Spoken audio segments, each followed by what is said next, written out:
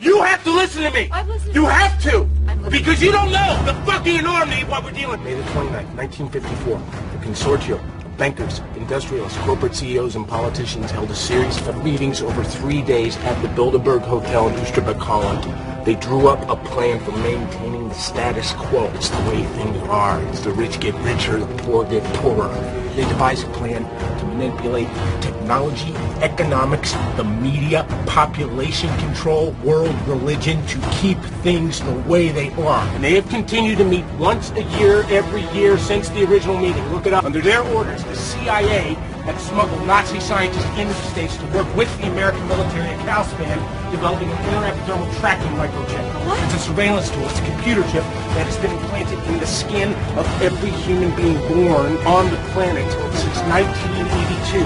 The test group for the prototype was the People's Temple. And when the Reverend Jim Jones threatened to expose them, he and every member of his church were assassinated.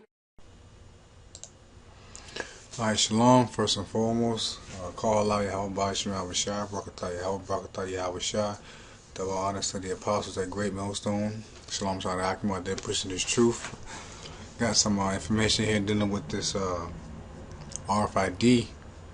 And they really, I mean, of course the whole plan is to push it, right? You know, so there's no point of really saying these guys are really pushing it. You know, that's what they're supposed to do. That's the whole agenda, right? It's to put the image in people's minds that the RFID is the way to go, and it's becoming a well norm. It's becoming ubiquitous around the globe, you know, because that's what they plan on doing. The whole end goal is to chip everybody, right? It's the whole end goal. So of course they have to get your mind geared toward it first. They're gonna do it gradually, just like they do with everything else. They put it out there gradually. Then the next thing you know, it's in full bloom, just like homosexuality. You know, they hid it for a while, then they crept it in there. Now, as you can see it right now, it's at a full bloom. You know, so it's the same thing that they're going to do with this chip, but they're going to do it the same way, but they're going to do it quick, gradually. As the scriptures say. This is Matthew 24:21. For then shall be great tribulation, such as was not since the beginning of the world to this time, no, nor ever shall be. And except those days shall be shortened, there shall no flesh be saved. So these days have to be shortened, because this devil going to try to take everybody out with him, since he can't rule the world. Alright, there shall no flesh be saved, but for the elect's sake, those days shall be shortened, man. So that's what the Lord going to do. What's that, Romans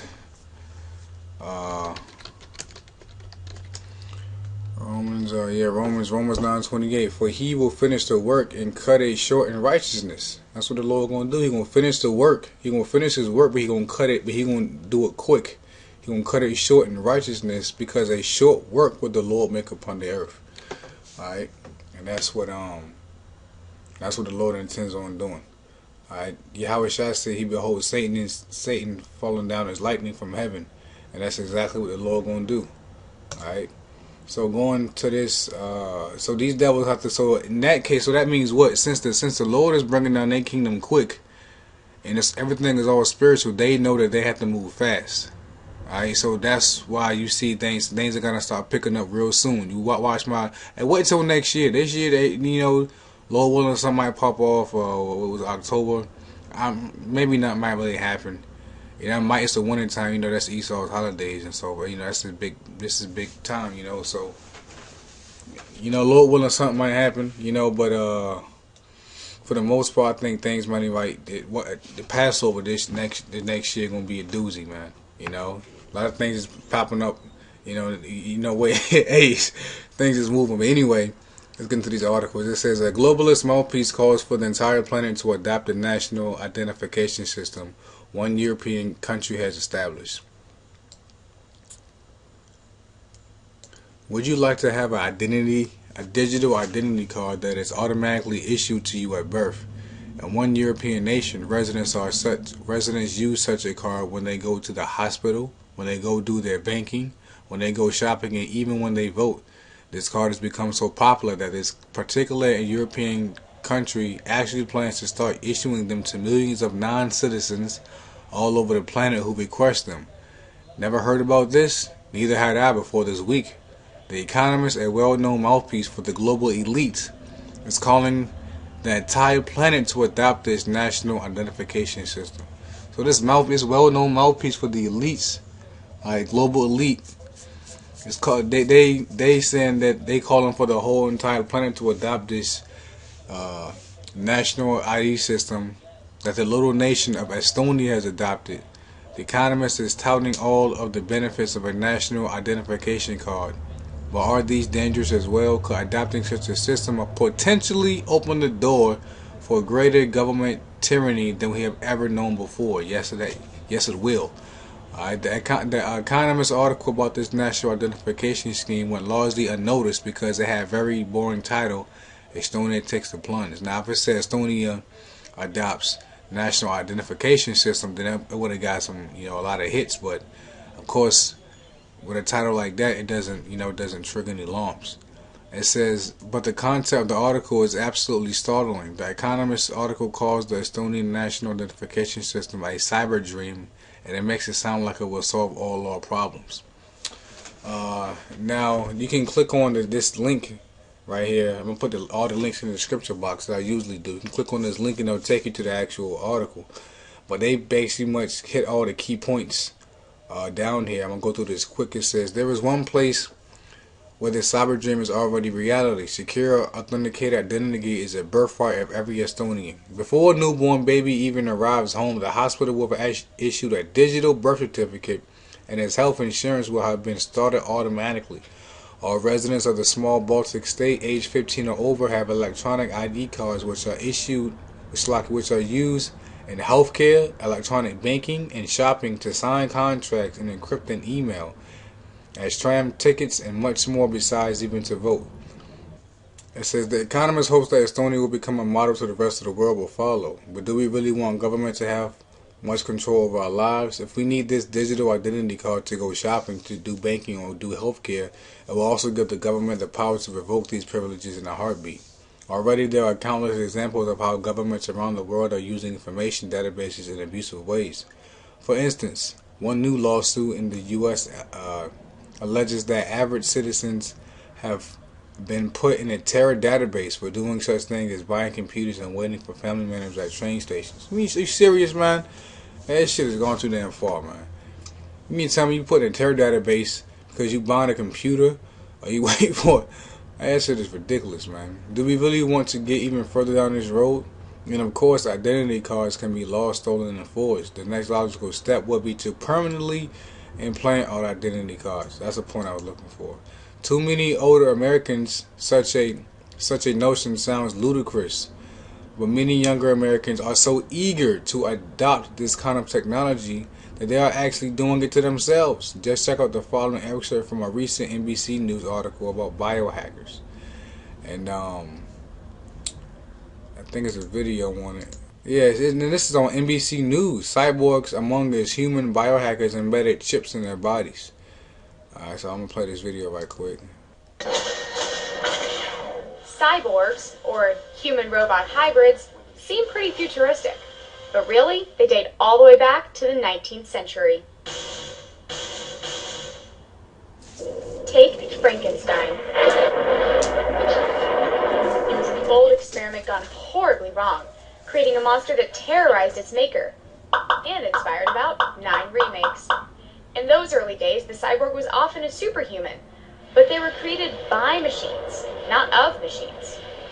Some say these cyborgs emerged as a way for fiction to blur the lines between traditional dualisms. Humans became more than human, demigods. This was a new dichotomy. No more human versus animal, man versus God. Cyborgs were human and animal, man and God. Over the next century, we started seeing cyborgs of a more familiar make. These Borgs were the man and machine hybrid we're now used to. Not a guy, he's a machine. The Wizard of Oz, in fact, featured a kind of counterintuitive cyborg in the Tin Man, a missing heart and mind in a mechanical casing. Often, cyborgs were people who had undergone incredible injury and, through bionic implants and prosthetics, emerged from the trauma like man-mechanical phoenixes. The 1970s brought us 2 of these comeback characters, the $6 Million Man and its spin-off, the Bionic Woman. But the 80s and 90s were the peak of cyborg culture. RoboCop, the Teen Titans Cyborg, and even Star Trek's race of Borg beings. Resistance is futile. And, let's not forget, yes, he counts too. If you think about it, the creative minds behind fictional Borgs predicted a lot of current technology. Medical prosthetics, bionic implants, who knows what's next? So while cyborgs can be alien and alienating, they're also about resurrection, superhuman demigods, and the scary cool things that happen when you blend man and machine. They pop up everywhere, sometimes when you least expect them. I'll be back. Now when you go and check out this Estonia, go to the website estonia.com. It says we will start issuing the e-resident digital identity by the end of 2014. So like I said, 2015 gonna be a big year. You can really see rfID really take off. You know, Lord willing, next year, man. And this article is ridiculous. It says RFID tags could ease breast cancer surgery. University of Wisconsin researchers, however, proposed replacing the decades-old and archaic procedure by inserting an RFID chip into the tumor during a prior needle biopsy. The non-invasive procedure would then provide an accurate signal for doctors if surgery was required. We think that this current procedure is pretty barbaric, says Dan Van der Weide, a professor of electrical and computer engineering at the University of Wisconsin-Madison. Not to mention, it's very discomforting to the patient. We think an RFID-like approach is best. The research team has formed a company called Elucent Medical to commercialize the solution. So you're going to start seeing commercials about this. Alright, the next step for researchers is to submit paperwork to the FDA that will allow for a chip to remain in the body in the event of a negative biopsy. The group hopes to submit its work to the FDA by the middle of next year. The RFID solution could completely replace the wire implant procedure, which costs about $2,500 per patient. Alright, I didn't really read this article, but I'll put it in there if you brothers choose to read it. It says chip in the head, brain implants will be connecting people to the internet by 2020, which is total madness, man. Alright, last video, it says microchips repair brain damage in rats. For Mashable, I'm Adam Falk.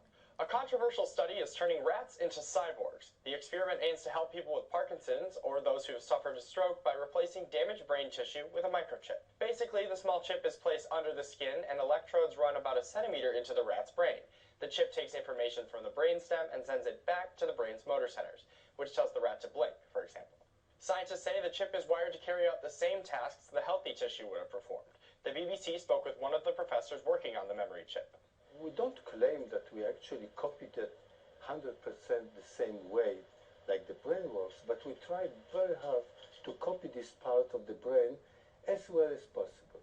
And so far they've seen some success. Gizmodo quotes a member of the research team who says, "When we see some recovery of the lost movement, it is clear that it is coming from our synthetic device and not from any other area of the brain." The controversy? A UK-based animal rights group says scientists should keep the rats away from their ego-driven experiments. We already have prosthetic limbs and pacemakers, so this research raises the classic question. How much longer until rats are asking, "Shoot, mate, what do you want to do tonight?" The same thing we do every night, Pinky. Try to take over the world. For Mashable, I'm Adam Falk. Alright, and with that I'm going to say shalom.